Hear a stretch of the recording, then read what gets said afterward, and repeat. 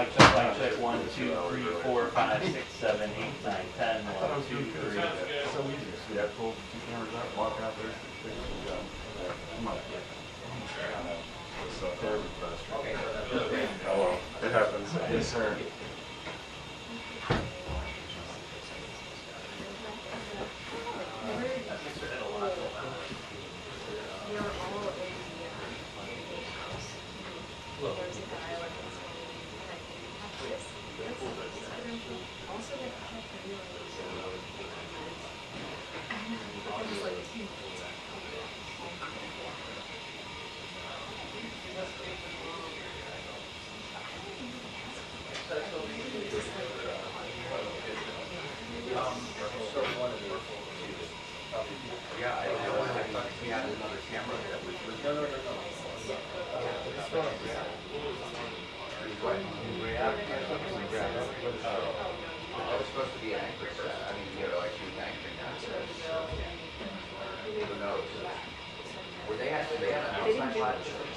Yeah, but I saw him on the go to that. Oh, I did that. Maybe that's what people call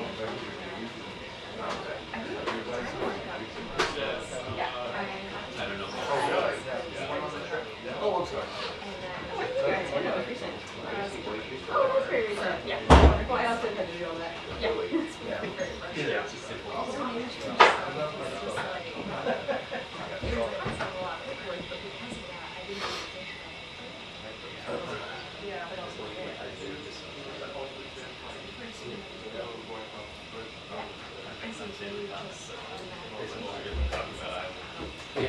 Well, yeah, and this might. What's up, buddy? Look at this.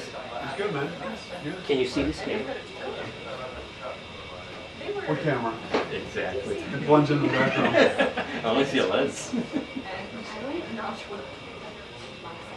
It's a lens flip. That's for the wildlife in here. Yeah. Yeah.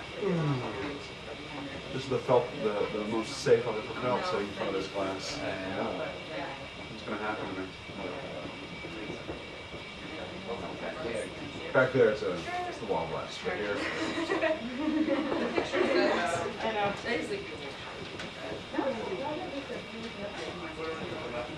Thank you for joining us for uni coverage today. Actually, no, it's not. Well, you wouldn't even do it anymore. No one wants you in here. Who's doing it? We don't have a uni person? Steve was covering me because I had a heart again. Okay. And Alex had already credentialed Steve for whatever's going on this afternoon. Okay. So it was like, Steve, cover me until I get up, but I think I actually got it away. Yeah, I was in there. Is it your camera? Cool. All the time, you know. You're catching people on the driveway and then if there's anything that we can have a uni live shot at, then they're responsible for that. So like the rose garden opens up, other than just pool. Well, I think it is, because that's what Alex said, he had credentialed Steve Oh, already for it. that's what it's for. So nobody live shots out there in the rose garden. I'd like to see at least for that. There's some Master 6 out there.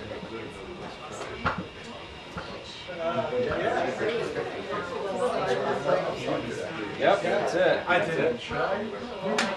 But you said they sent out an advisory. I didn't get the I don't want to work. I didn't know if it was just me. And I don't know, sometimes I don't have to go with them, and they put me on the way back. It's like, They said it's something like Yeah, it has to be there. You know, that's where there's I have a couple questions. Not like I feel. I'm really surprised. Yeah, no, for news, that was the whole thing. Alex was like, can you do this? Work believer and Yeah, don't traffic, parking degrees. Yeah. No problem. But, and then I got the schedule and they're like, Christian is 10. I'm like, are we stressed to begin with? Right. So cover my base. There you go.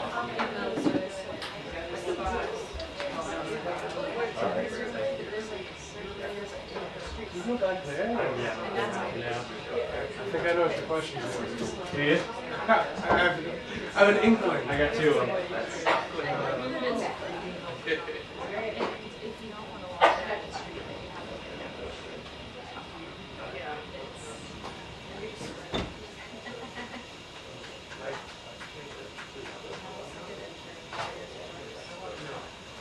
What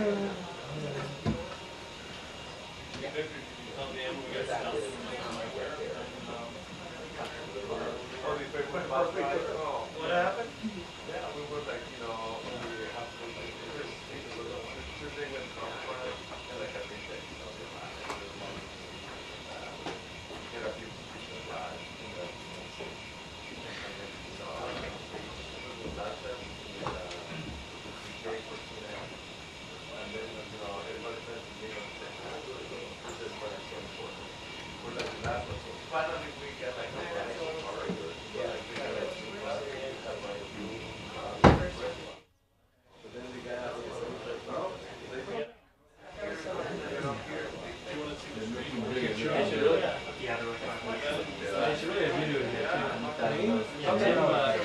Tim only asked one question. I don't think he was hoping for. Yeah, I was like, it would have been cool. It was cool to get here. I wish he was more sharp with the attack. On him. It was too free wheel. Like some dramatic effects. I have a little bit. But anyway, the more sharp it's like, I did underwhelmed. Yeah. I've only seen two, but yeah, it is. So hopefully yeah.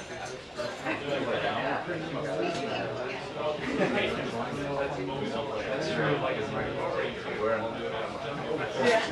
that's true. Fox is yeah, just wait here. I think I got two. I'm sorry, you're not on the list. You're not on the list. You'll have to wait outside. No, I already did number two. Then we come up with on 9 again. Oh, we forgot about it. No, it's not. I'm teasing. How much that's No, right? It was yeah, it's somewhat. I'm not saying that's why are you guys. It's fine. No,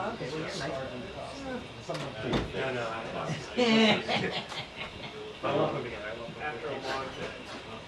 It's not a sharp attack. How you doing, man? Hey, do me a favor, can you take one of the monitors down? we actually have. I'll do If you monitor. read our comment section, Just take the one of the, so they can be on process. yeah, at least one. Was it? Yeah. We have one of them's name is Tim. He's also like a finance manager. Yeah. And then we have Nothing. No, I have a Google 3 name when I work on computer science. I want to Gray Zone is very. Yeah, I think these are the Italian. So I open it in my sleep and I stop 1 p.m. Yeah, Gray Zone is super. And then you went, I woke up and you went after this. I love that phrase. It implies. But I'm not good. We have a little drama here in the morning. Some are. My position was not working. He lost the technical things. I don't think he's coming back. Now, I think I'm going to do this case and watch it for I'm done with this place. So they put the guy who has Yeah, I think you actually read it. no, everything worked at the end of the day. Run We have things and then we have Happy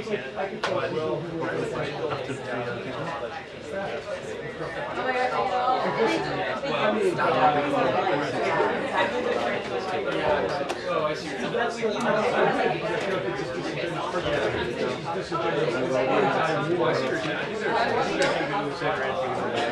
there are some people who genuinely I'm not that I'm super cynical of I think there are some who are like Jackson basically they're just kind of pro this. Yeah. I think we're all yeah, so that's not true. That's not true. I don't think that's mainly true in Lumberjack. That's what I so like the food pick. I don't think they're no, I think they're something like you know, like a wearing that stands out for watching that. And so for me it's like I know Yeah. I know. That's the one problem too. So that's why I don't, I argue it's less weight as a result of that. I've talked to women, I think, they claim that they're like funded by China. Tom No, no, no. That's not what I mean. Okay, You just don't saying. need to be funded. You can just make videos. Yeah, Tom Collins. I feel like they're need them when it's more economic than anything else. Yeah. So you don't even let it. I get it. There's some people who I didn't. I'm more. I don't want to be funded by a lot of them. Ukraine, there's There's a lot of people who are actually Yeah, we all worked it out. That's definitely the case. Fine.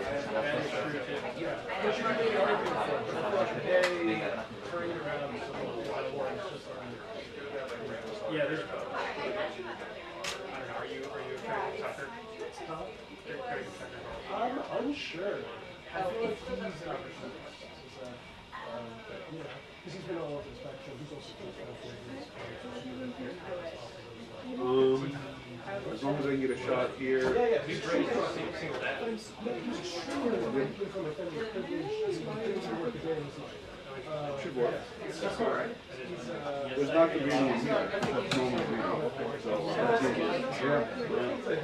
Because I took boxes. It's easier for you than it's easier for me. And we all win.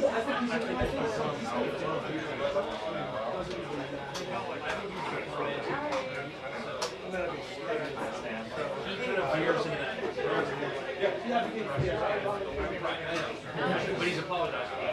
Oh, good. That's good enough now. That's good. When you actually do it, you go. That's pretty big. I don't know. It's anyway. I'm down to debate.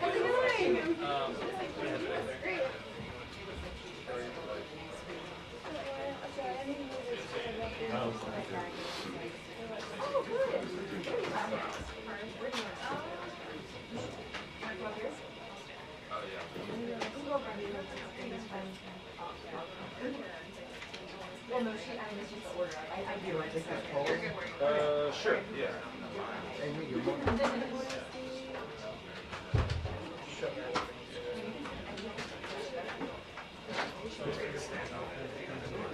Steve?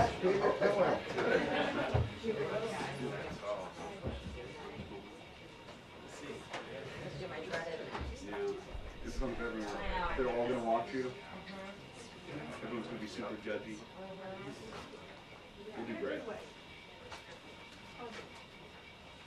No, no. Not bad ways.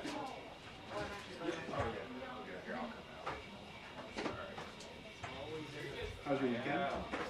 It's good. Yep. I got married on Friday. Oh. Yeah, it's okay. I'm sorry.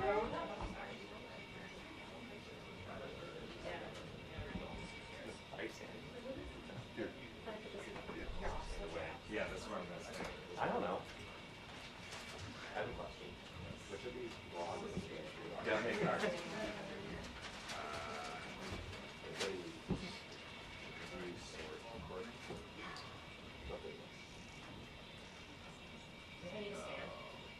You might need to. Does she need to hop up on the box?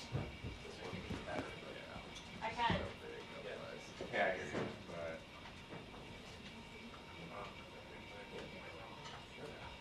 I will. Aaron? Aaron? You trying that out? I bought it. I'm free afterwards.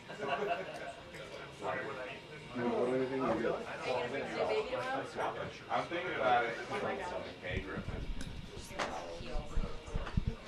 Please don't fall. You got it. You're going to do great. We believe you. Starting with one. You see they're raising their prices. My understanding is that it would be. But if you're buying more, we'll talk later. Hi, yes I can. I'm Yeah. Marcus. Ugh.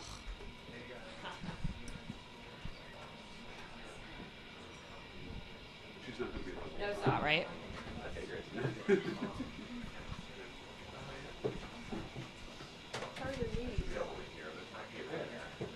I mean, but you guys need it.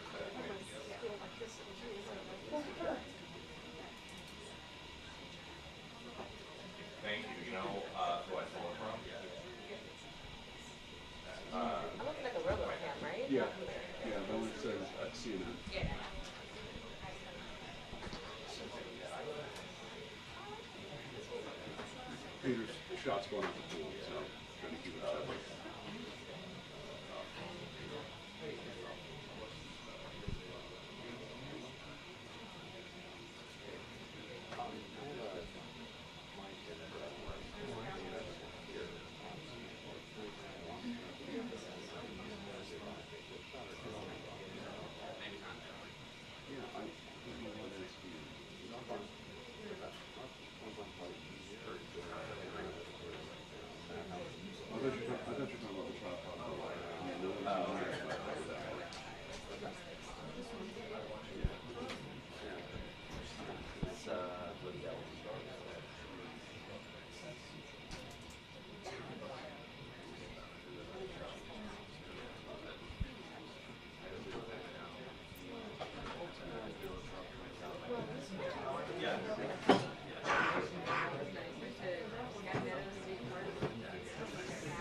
Yes, I am.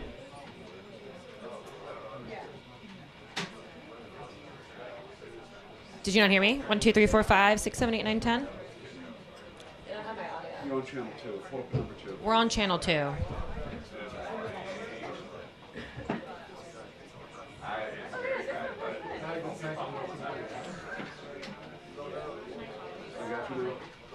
I don't know. Do you guys hear me now? Channel 2.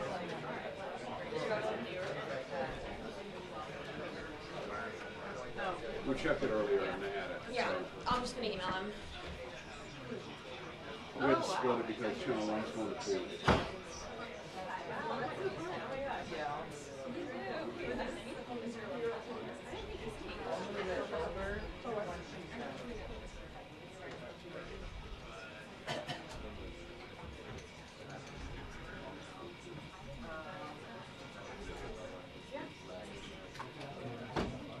I'm not on for 3 minutes.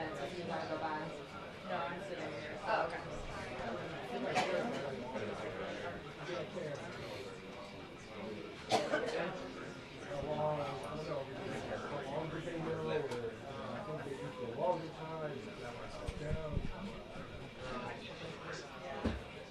Karoline, let me know if they're not hearing you say. Hey, Kelly, how you doing?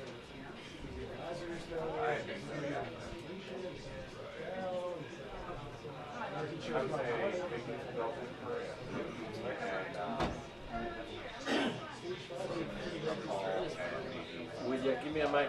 Check.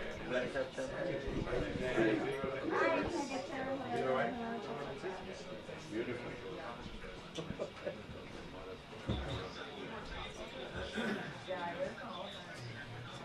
Karoline, if I have you. Do you guys hear me?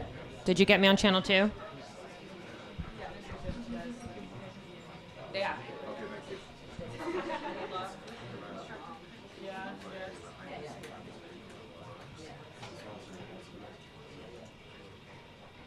I'm over here trying to work. Sometimes you like a little tweak here.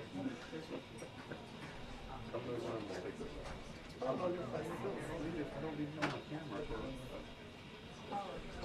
swinging to people. So what kind of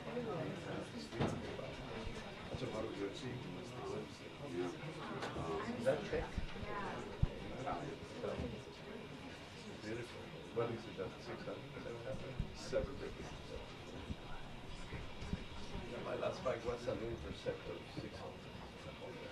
Oh yeah? I tried to bring it in when I moved here in 99. Yeah. So it was like an 87 bike. Yeah. I just took it like something going like, you know. Yeah, yeah. That's too quick. I can't do that. That scares me.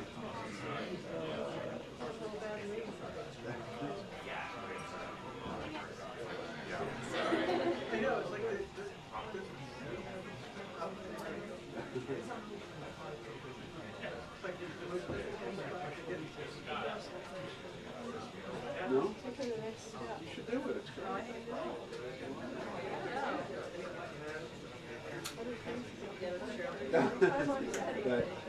that I understand.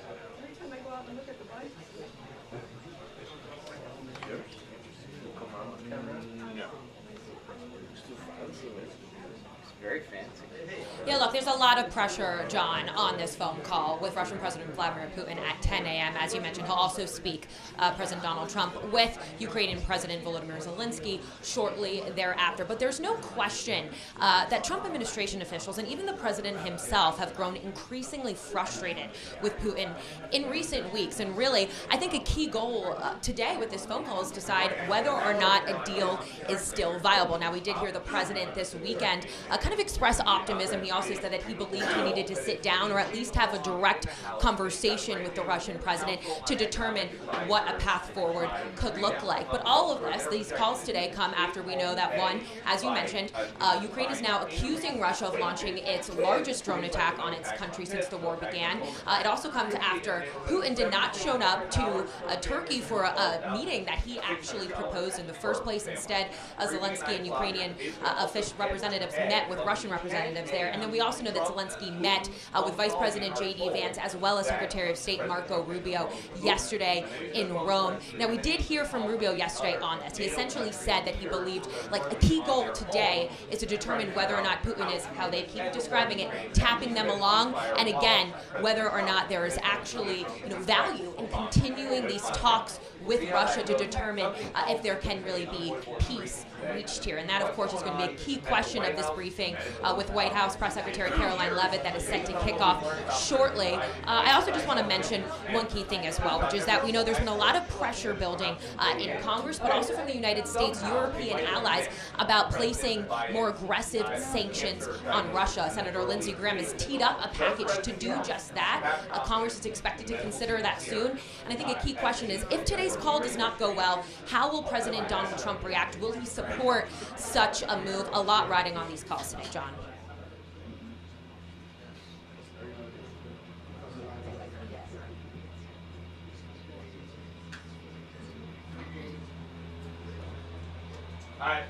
If only there was some way to ask you about this in like 1 minute. Okay.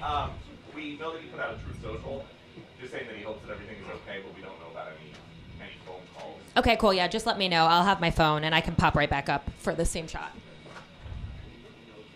Okay, thanks. Yeah.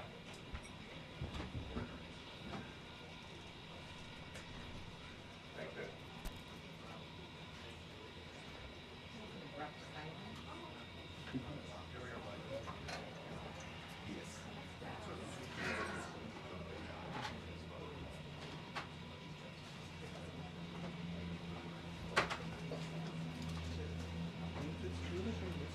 Nice working with you.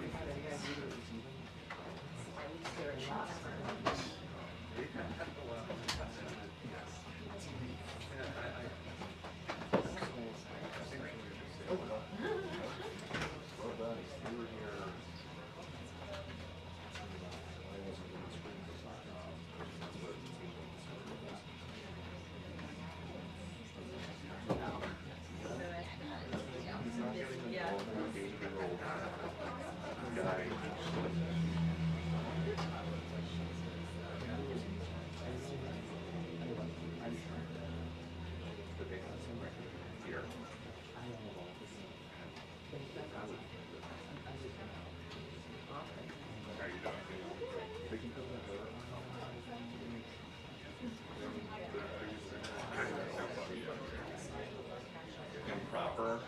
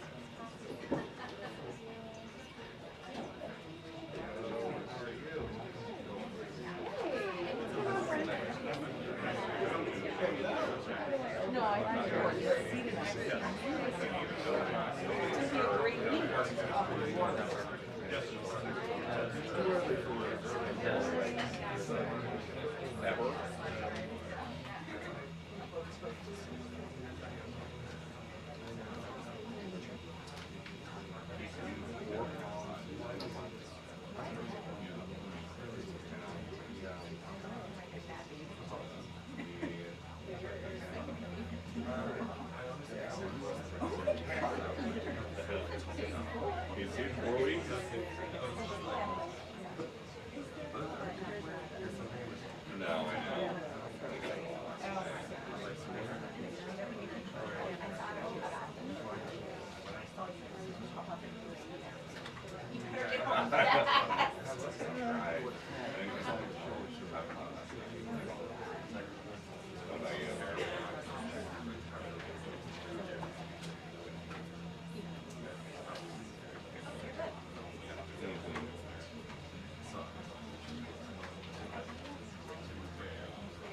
Oh yeah.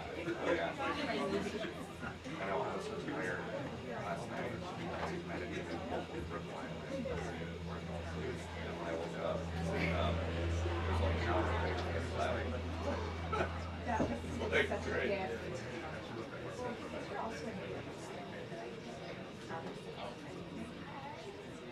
Yeah. Oh, yeah. And it's, you know how it is. There's not a ton of rights on there. Like, there's a like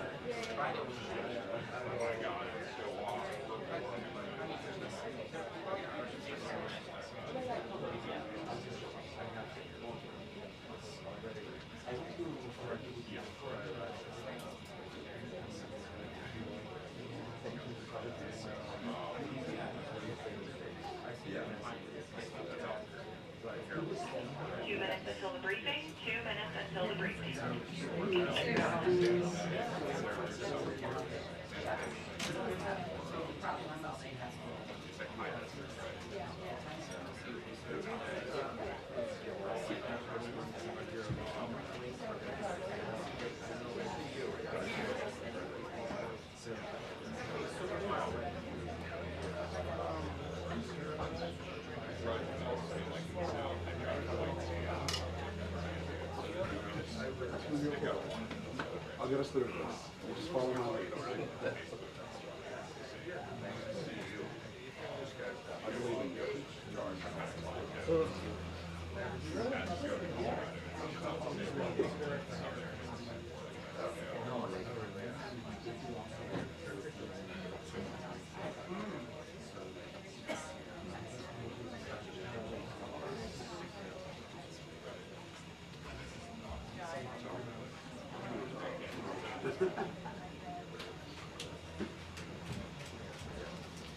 Good morning, everybody. Good morning.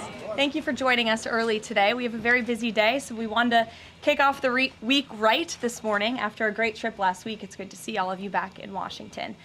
This afternoon in the Rose Garden, President Trump, alongside First Lady Melania Trump, will sign the Take It Down Act into law. First Lady Melania Trump was instrumental in getting this important legislation passed. The Take It Down Act will protect victims of digital exploitation, hold internet platforms accountable by requiring them to remove such imagery from their platforms, and provide justice for victims by allowing prosecutors to go after those who publish non-consensual explicit images online. The First Lady met with members in the House and the Senate, survivors and their families, and advocates throughout the process to get this bill across the finish line. We are grateful for the First Lady's hard work and dedication to this issue. And moving forward, she will continue to champion the well-being of our nation's children through her Be Best agenda. I know the President looks forward to signing that bill into law later this afternoon, and we will see you all there. In other news, the One Big Beautiful Bill passed the House Budget Committee last night, bringing it one step closer to final passage. The One Big Beautiful Bill is perfectly named because it represents a once-in-a-generation opportunity to deliver on the Make America Great Again agenda responsible for President Trump's landslide victory on November 5th. The America First policies in this bill are the reason why Republicans currently have the majority in Congress right now. Passing this bill is what voters sent Republicans to Washington to accomplish. And that's why it's essential that every Republican in the House and the Senate unites behind President Trump and passes this popular and essential legislative package. This bill will be the single most pro-small business, pro-family, and pro-American worker legislation ever. This bill will give Americans the largest tax cuts in our nation's history.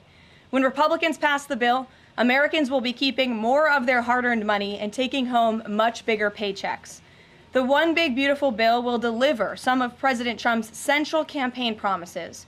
No tax on tips for our hardworking waiters, waitresses, and service workers. No tax on overtime for our law enforcement officers, our firefighters, and all those Americans who are putting in extra hours to make ends meet. And a large tax deduction on interest payments for Americans who purchase American-made cars. Despite desperate Democrat lies, the biggest beneficiary of this tax cut will be working-class Americans and their families. Americans earning between $30,000 and $80,000 per year will pay about 15% less in taxes after this legislation is passed.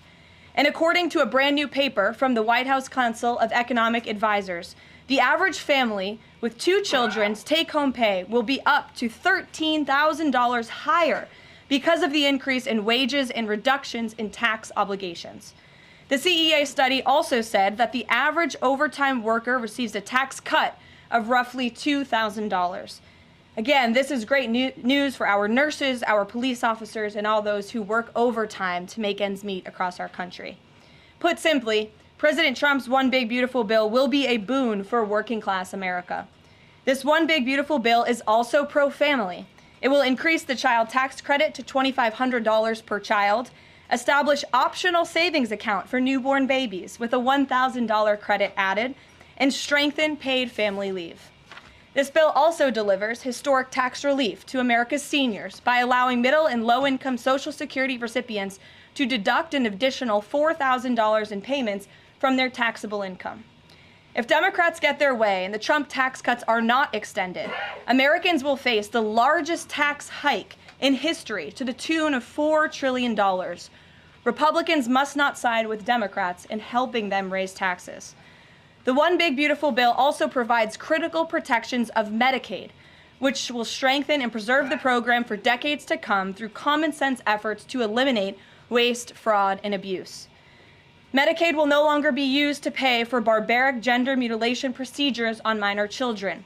And the 1.4 million illegal aliens who are currently improperly receiving Medicaid benefits will be kicked off the program to preserve it for hardworking American citizens who need it.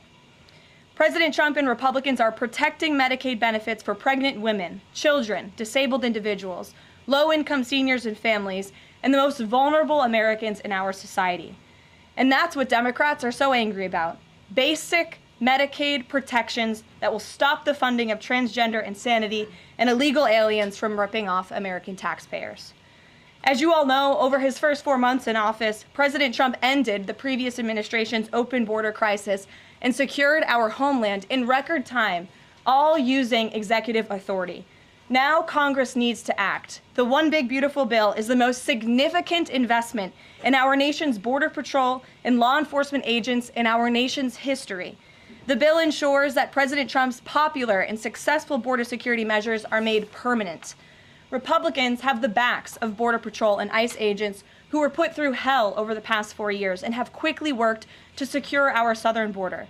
And that's why this bill gives them more resources to do their jobs, including a $10,000 much-needed bonus to ICE agents and Border Patrol agents over the next 4 years. To provide those brave agents with desperately needed reinforcements on the ground, the bill allows for the hiring of thousands of new ICE personnel, customs officers, and Border Patrol agents.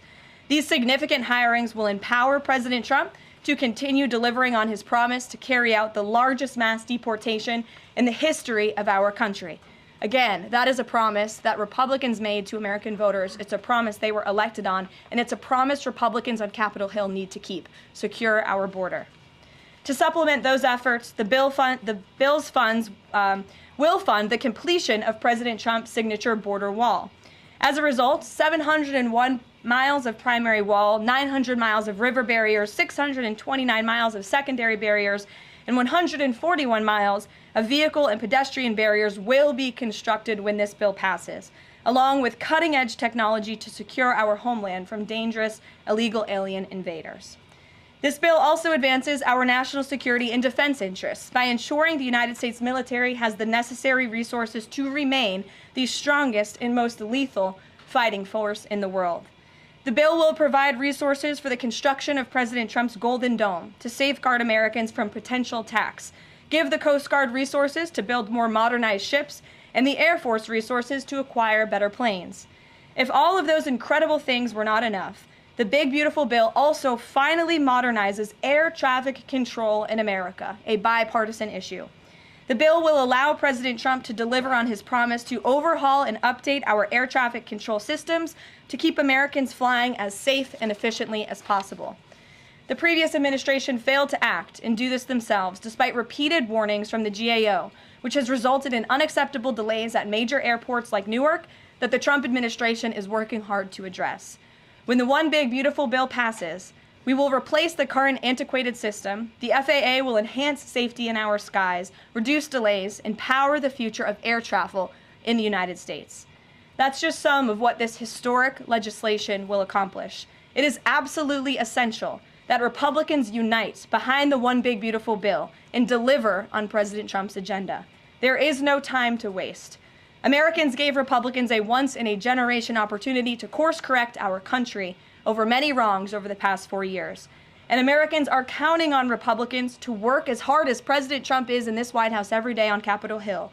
Send this legislation to his desk as soon as possible for his signature. Here in our new media seat today, we have Liam Cosgrove, the White House correspondent for Zero Hedge. With that, Liam, please kick us off. Thank you, Caroline. So my first question is on foreign policy. Sure. The president has made several moves towards peace in multiple fronts: India, Pakistan with the Houthis, talking with Iran and talking with Putin. Biden didn't even talk to Putin for the entire span of the war, which is crazy considering two nuclear powers were engaged in a proxy war. So I do admire these moves by the current president, I'll be honest. However, as of today, we are still funding both Israel's and Ukraine's wars. So can Americans expect to finally be done financing foreign wars at some point? Do you consider that one of the president's goals? Well, I think I can summarize the president's foreign policy agenda with 2 words: America first. And that means putting the American people and the American taxpayer first. And that's why the president is moving as quickly as he possibly can and working overtime to end these conflicts in both Israel and in Gaza, and also the Russia-Ukraine war. As you all know, the president will be speaking with Putin at 10 o'clock. He plans to call President Zelensky when that call concludes. I spoke to the president about that call at 10 o'clock. I don't want to get ahead of those very important conversations, but of course you will hear directly from the president or me after those calls conclude today. So you can expect that. As for Israel and Gaza, the president continues to not only himself, but his national security team engage in talks on both sides of this conflict. The president made it very clear to Hamas that he wanted to see all hostages released. And last week, when we were flying out of town, there was great news on that front with the return of Eden Alexander, who is the last remaining hostage in Gaza. So to answer your question, the president is always thinking about the American people, the American taxpayer first. He wants these conflicts to end, not just to save money, but most importantly, to save lives. Thank you. And my only other question for you is, so over the weekend, President Trump posted Truth Social a video highlighting what most people call the Clinton body count, which is the strange number of suicides that seem to happen in Clinton circles. I have a headline here from the Washington Post that said, Trump peddles false conspiracy theories tying the Clintons to several deaths. So I just wanted to highlight real quick, this wasn't in Trump's video, but this is from the Arkansas Times. And it's the death of Mark Middleton, who was a former Clinton White House aide, who was found dead on a Clinton Foundation property. And I'll just quote from the Arkansas Times. Middleton apparently shot himself in the chest with a shotgun and also hung himself from a tree with an extension cord. So I have no idea how somebody commits suicide that way, but if the Washington Post is here, maybe you can enlighten us as to how that was actually a suicide. So anyways, that's just a lead into my question about the most famous Clinton-related suicide, which is that of Jeffrey Epstein. There's still a lot of questions around that case.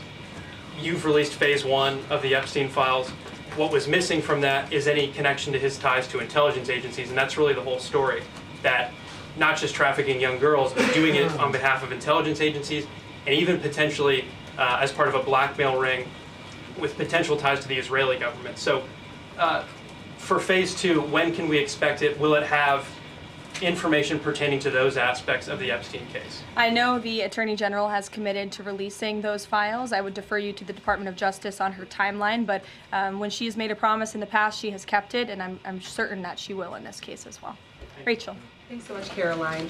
The president set a 2-week deadline for Ukraine and Russia to negotiate a deal. That time is now up. Does the president intend to set a new deadline on this call with President Putin? And how much longer is he willing to give these talks? Yeah, I don't want to get ahead of the specifics of the conversation the president will be having with President Putin in less than an hour this morning. But he has made clear throughout the entirety of this conflict, since he inherited it from Joe Biden. Don't forget, this is a war that began because of the previous administration's incompetence and weakness, and President Trump is working very hard to fix it. He has made it clear to both sides that he wants to see a peaceful resolution and a ceasefire as soon as possible. But as for specifics on a timeline, I won't get ahead of the president. And just on the goals for this call in particular, is the goal to get Putin to agree to a ceasefire? Is the goal to lead to some sort of in-person negotiations with Putin and the president? Well, I think, again, we'll see how the call goes, and the president has made it clear his goal is to see a ceasefire and to see this conflict come to an end. And he's grown weary and frustrated with both sides of the conflict. The president and his team have put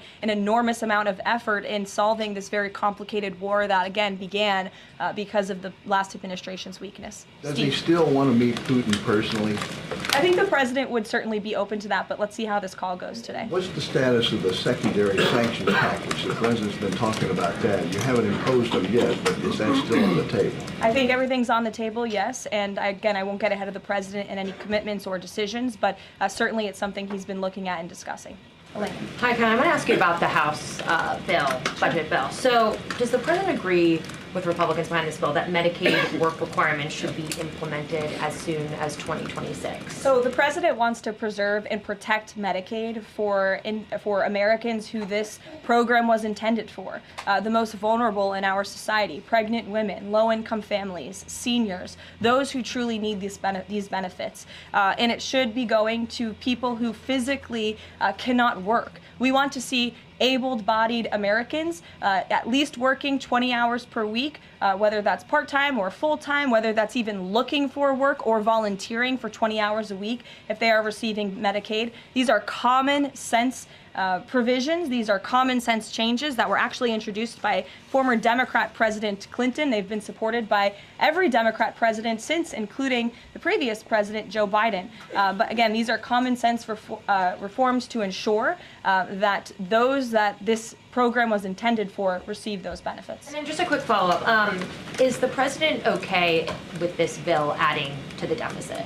This bill does not add to the deficit. In fact, according to the Council of Economic Advisors, this bill will save $1.6 trillion. And the president absolutely understands and hears the concerns of fiscal conservatives and of Americans who want to get our fiscal house in order. That's what the intention of this bill is. There's $1.6 trillion worth of savings in this bill. That's the largest savings for any legislation that has ever passed Capitol Hill in our nation's history. The next bill that even comes close was $800 billion. That's less than half of the savings that we see in the One Big Beautiful Bill. And so the goal of this bill deal is to produce economic growth, to cut taxes, and to get our fiscal house in order. And this is the right step in the right direction towards doing that. Thanks. Edward. Yes, thanks. And then I'll go to you. Thanks, You're welcome. I want to get the president's reaction to Moody's downgrading the credit rating of the United States.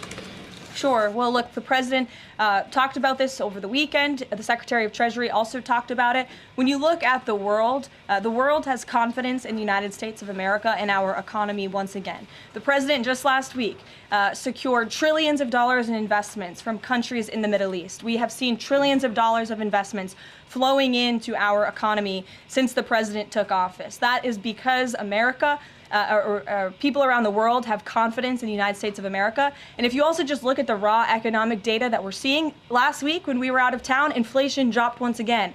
Oil prices are dropping, gas prices are dropping. The president has added nearly 500,000 jobs to the American economy already. So there's a lot of optimism in this economy, and the president disagrees with that assessment. And I want to ask you one more thing, if I could. On your Middle East trip, the United Arab Emirates is getting some of the most advanced AI chips, so there's agreements there. The UAE is the newest member of BRICS. Is there a concern from the president that those chips and the technology will pass through to China, India, Russia, and Iran? Part of going to the Middle East was to ensure that the United States, that this part of the region, our Gulf partners, know that the United States of America is there for them again, and that they should be investing in the United States, not in China. And these AI agreements, particularly the one the Secretary of Commerce signed in the UAE, has security guarantees to ensure that China is not getting the advantage, but the United States is getting the advantage when it comes to AI, and that the UAE and the U.S. are working hand in hand together to invest in this space. So you read the agreements, there are security guarantees, and this was a great trip for the country, no doubt. Go ahead. Thanks, Karoline. Prime Minister Netanyahu of Israel has said today that Israel will take control of all of Gaza. Is that a goal that President Trump is comfortable with or that he supports?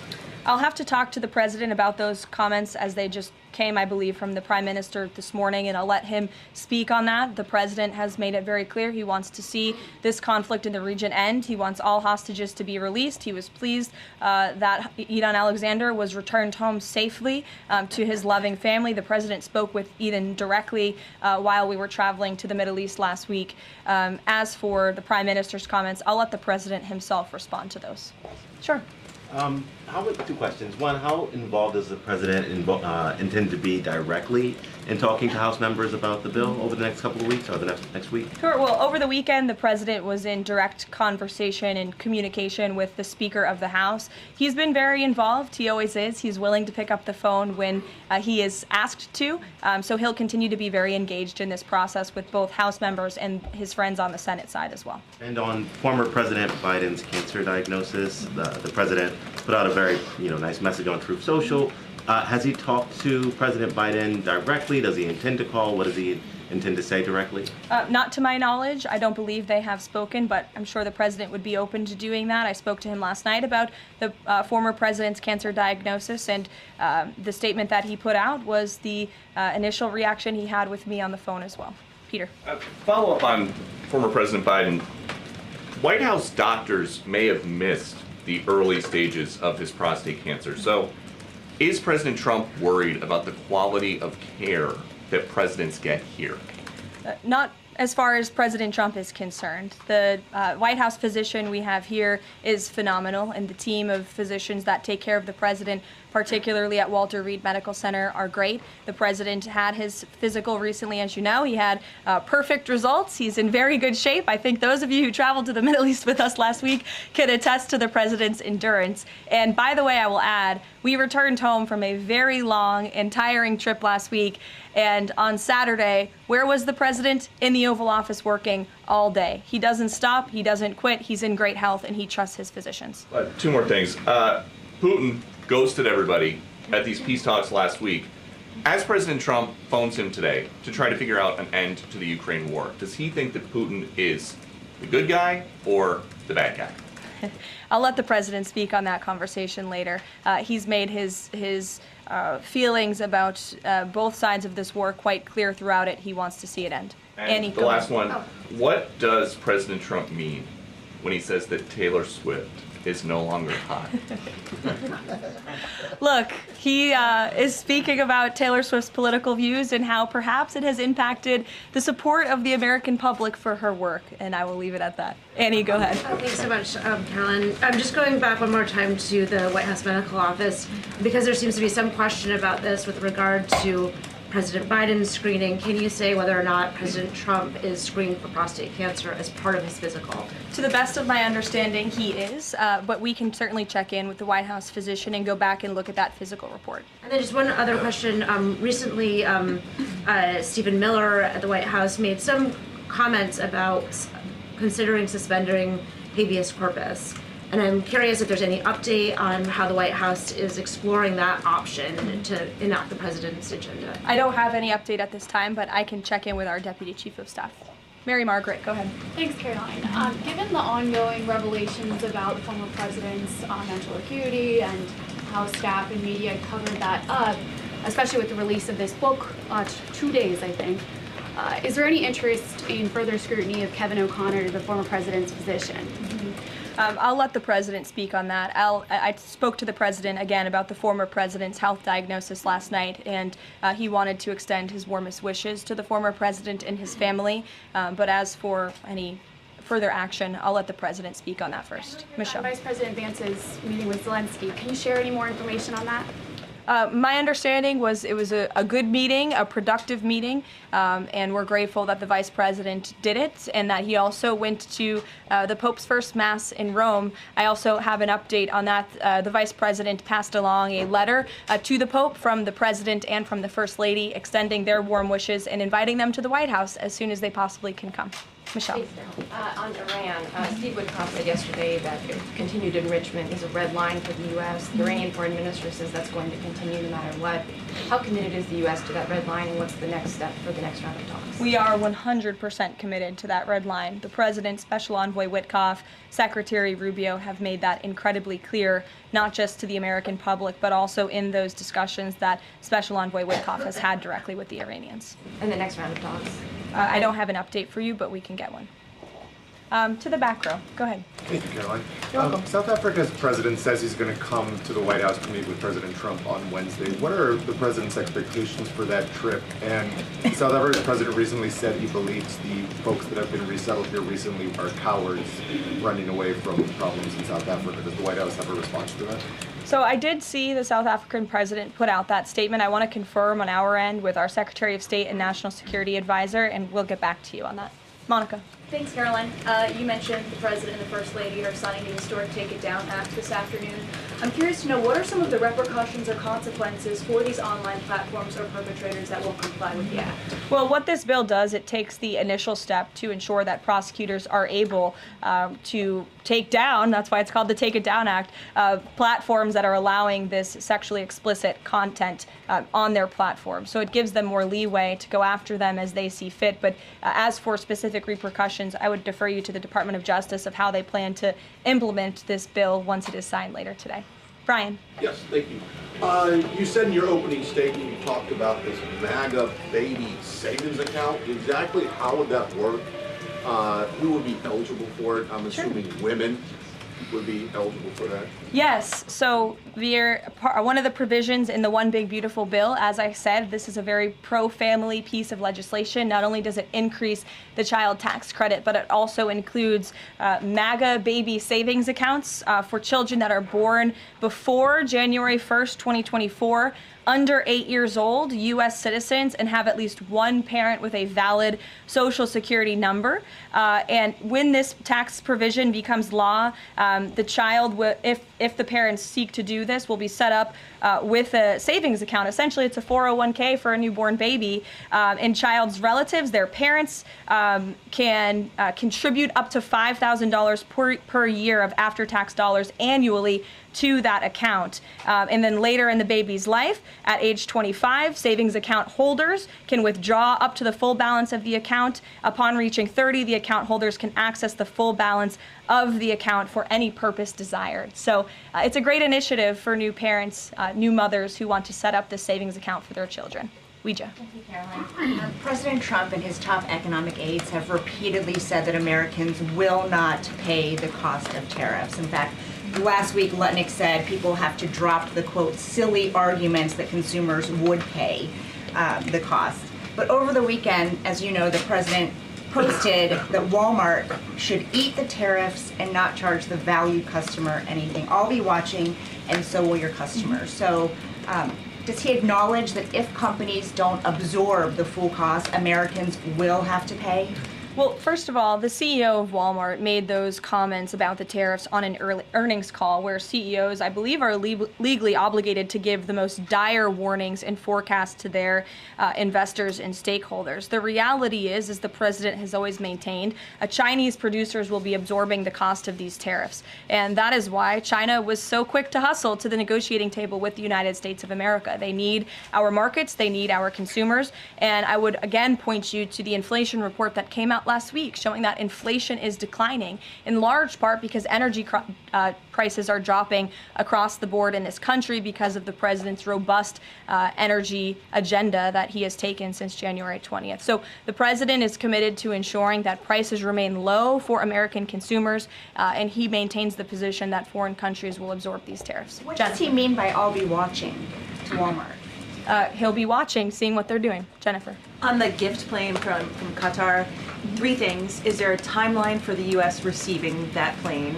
Do you know how long it will take to retrofit the plane to presidential standards?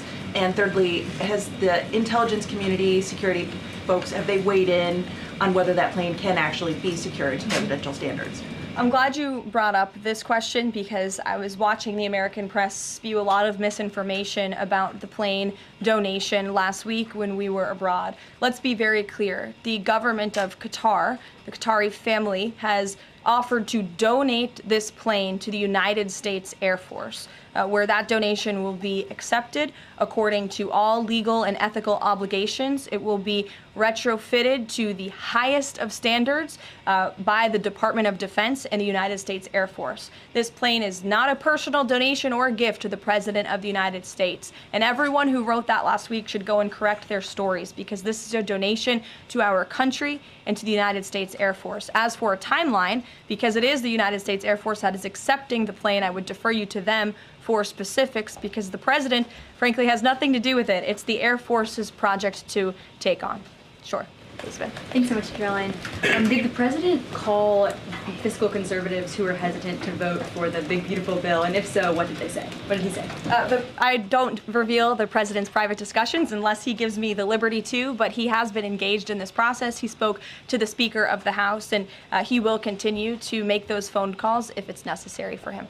Sure.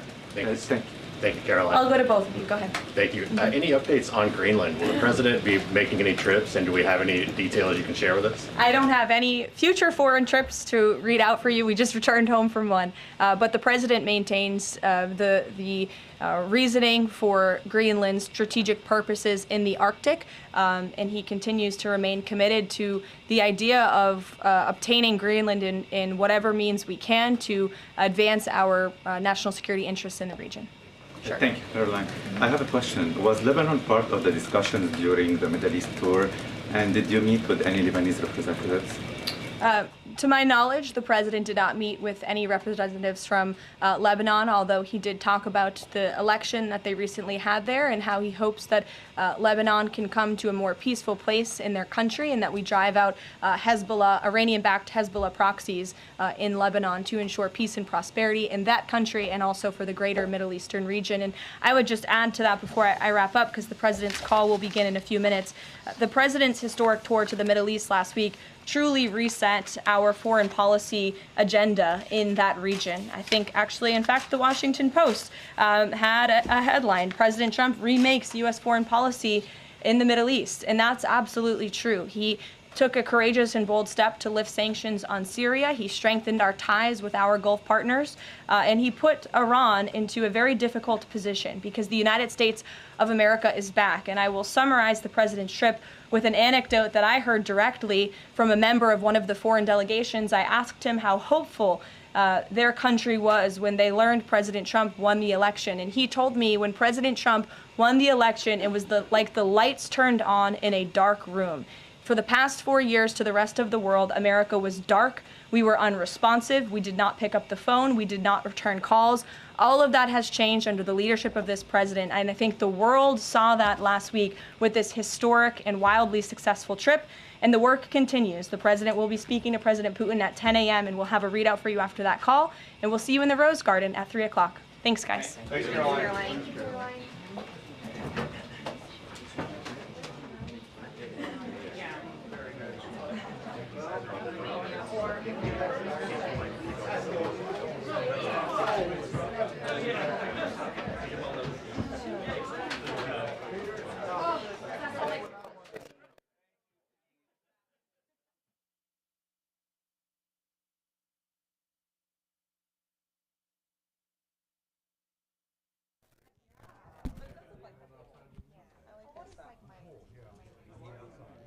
Yeah.